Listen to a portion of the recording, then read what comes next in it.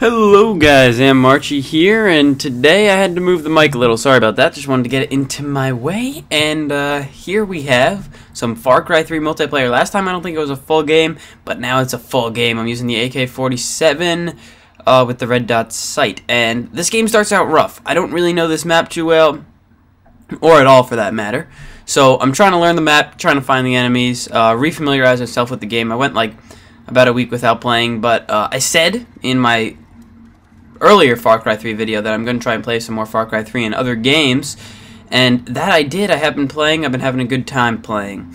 But anyway, it starts off really rough. My team ends up losing, but I finish best of my team, 14 and 12. Not that good, but alright. I get a bunch of team points, a bunch of revives, assists. That's what's important.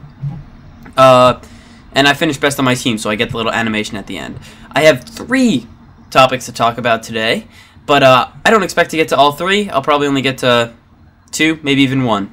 But first up, I was thinking about COD killers, right? So COD killer is kind of the term that's been coined in this department, but what it's actually is a game that's going to replace Call of Duty as the biggest game on YouTube. But it's not really. If you look at it, there's more Minecraft videos, more people play Minecraft and upload it, opposed to Call of Duty, but Call of Duty is probably a close second.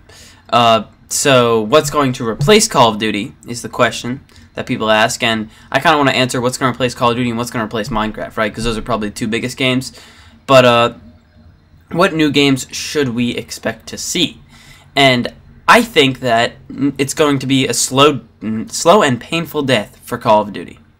Okay, I think that it's going to, in the next year, be a really small game, maybe even take 2 years. I don't think it'll ever go off YouTube completely. There'll still be people that want to play it because there are some people that grew up on the game. But I think that it's going to slowly die out because it's already started to die out. There are people that have left Call of Duty because they're just, annoyed. Because the thing about Call of Duty is, it's not that it's a bad franchise. It's that the game's been played. I played the game for 2 years. 2 solid years. I got in about 2 years Modern Warfare 2 because I got Modern Warfare 2, played it, loved it, got Black Ops 1 rather, didn't really like it, went back to Modern Warfare 2, played it for most of my time.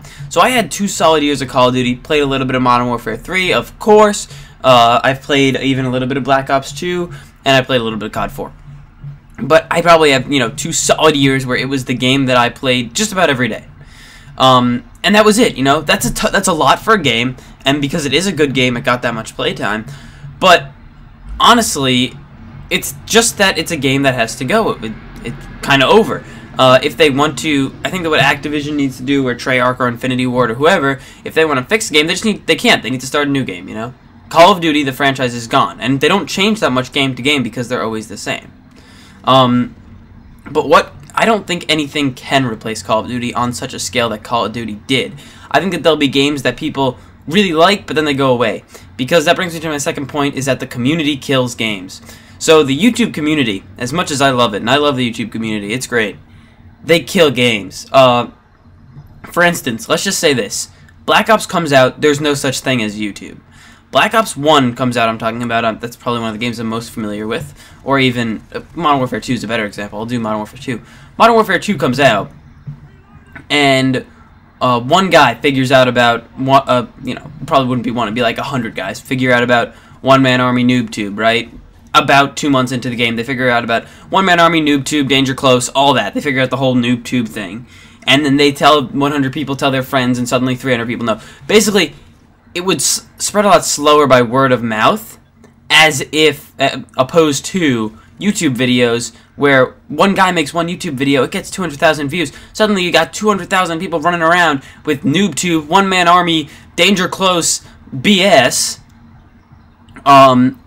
So the game developers have to be extremely meticulous when designing a game, right? And that's kind of what I think that we saw happen with Minecraft, If there was a bug in Minecraft, they'd fix it immediately or really quick before everyone was duplicating all their diamonds and everybody was dying when they went to the nether, and stuff like that. And whenever they add something new to Minecraft, which they do, not as much frequently as they used to, but they do, they're very careful, just to make sure it's not overpowered, to make sure it has pros and cons, they're very careful, and that's what you need to see in games, right? Now, we're not going to have another Minecraft because there's nothing like the Mojang team, and it's possible that Mojang could make, there's an ambulance going by, could make a game, you know, like Minecraft that could surpass Minecraft, and that's the only way that I think something would happen in that field. But in this field, it's going to be like, oh, you know, this doesn't have what Call of Duty had here, so this isn't going to fly, you know, or this has too many small maps, this isn't going to fly, or the movement's too rigid here, this isn't going to work, you know, or people find out things about the game that the average player wouldn't, right? So someone would find out that if you put a red dot sight on this, you have no recoil, and it's a bug in the game, but they'll find out that, and then suddenly you have 500,000 people running around with it. So the community ends up destroying games, and as they're destroying these games, or talking about these games so much that they're ruining them for people, or themselves too, I guess, and trust me, I love YouTube. I'm not trying to diss YouTubers that make special, whatever you call them, skill videos or tips videos. I think that those are some of the best videos on YouTube, and I think that's great that they make them. But, you know, I think that it's actually a good thing. It keeps the game developers on their toes.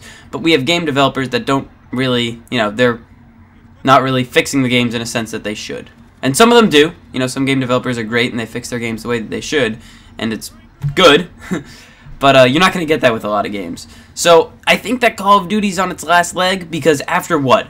COD 4, and then a year, and then Modern Warfare 2, Black Ops, Modern Warfare 3, Black Ops 2.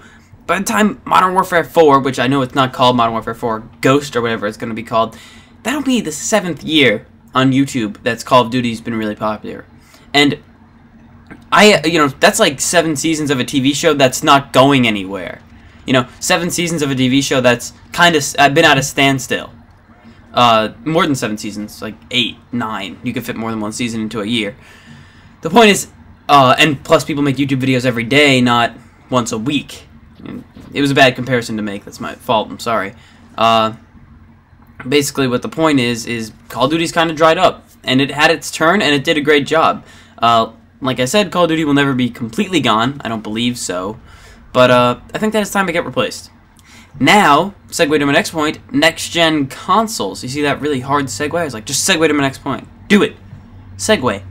Next-gen consoles, I was thinking about, what do I want to see in next-gen consoles?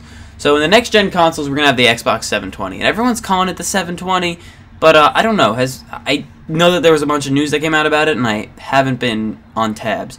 And there are YouTubers, if you want to see, that have been reading every press release, watching the streams twice over, playing the audio backwards, hidden messages on the back of computer screens to try and find out about these next-gen consoles. Trust me, I'm excited for them too, just not that much. But basically, people are trying very hard to figure out about these next-gen consoles and everything that comes with them. I'm excited as well to find out about next-gen consoles and everything that comes with them. But I don't know the most. All I know is PS4 and Xbox 720, but I don't even know if it's going to be called the 720. And then there's the Wii U, but that already came out. The Wii U. It's a joke. So what do I want to see in the next-gen consoles? Of course, better graphics. I want them to be silent. I have the problem a lot where the Xbox is very noisy, but you don't really hear that because I don't have the Xbox on in the background. My computer is also very noisy. I like it better when things are silent. So I know that the most recent Xbox is the slim black one, and it's supposed to be pretty quiet. The slim black Xbox is supposed to be pretty quiet. I have never used one, but I've seen them. I have like they have the Xbox 360, but they've made different models. They've built off their original model for the 360 rather. And I don't have the original one. I think I have the second one, maybe the third one. I don't have the Elite. I just have the good old white Xbox 360. Like when I think of Xbox 360, I think of mine kind of. Of course, because it's mine, but it's also like the most generic one. It's just a white box. But the black one is pretty cool. I thought about getting it when it came out, but I was like, I don't think I need a new one, and next-gen consoles will be out soon. I've also thought about picking up a PS3 for like, you can get them for like $100 now. Like, not new, but, you know, go down to GameStop, get a used one for anywhere from $80 to $100, and it's like, that's the cost of a game nowadays. It's ridiculous. But what I'm getting to is the next-gen consoles, the PS4. I think everyone wants better graphics. I think that better graphics are kind of, you know, a rule. You know, next-gen console comes out, I have much better graphics. take a look at, you know, the original Xbox. Is that the original? I think it goes the original Xbox, called the Xbox, then the 360, then this one. I want them to call this next one the Xbox 3. I want Microsoft to come out and be like, they might have named it already, I'm not sure. They want them to come out and be like, okay guys, we messed up, 360, number's too high, you know, because by the time they make the 5th one, it'll be, what, 1080 or something?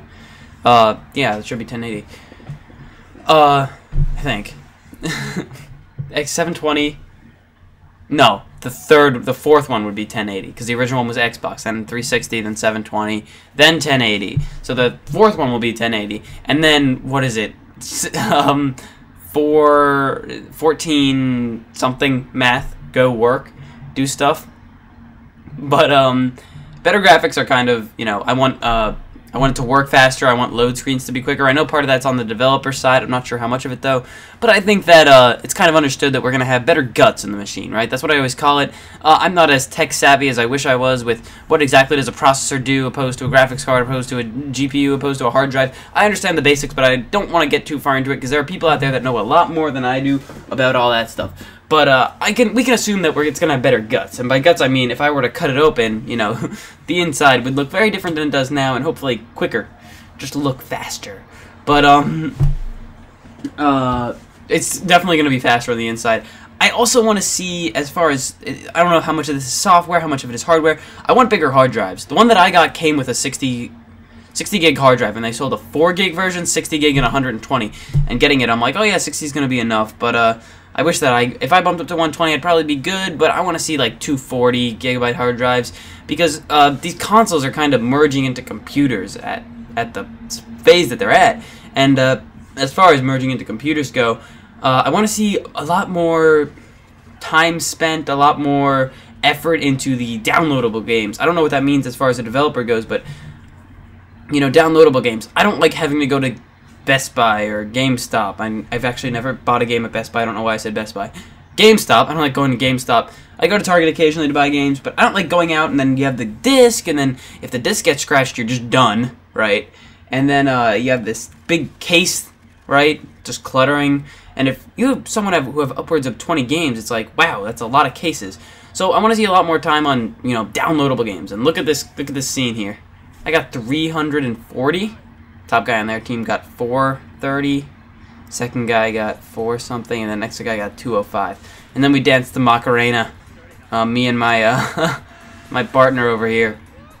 But that's pretty much what I want to see with next gen consoles. That's what I wanted to tell you guys about. The community does ruin some games that they attempt, and I love the YouTube community, but they do sometimes ruin games. And COD killers, I don't think anything's ever going to be as big as COD, but it's very possible. I think that eventually something will... I mean, it might be as big in numbers as COD, like sell as many, but I don't know if it'll really encapsulate everyone as Call of Duty did. Call of Duty. Thanks for watching, guys. If you enjoyed this video, give it a like, and I will see you next time.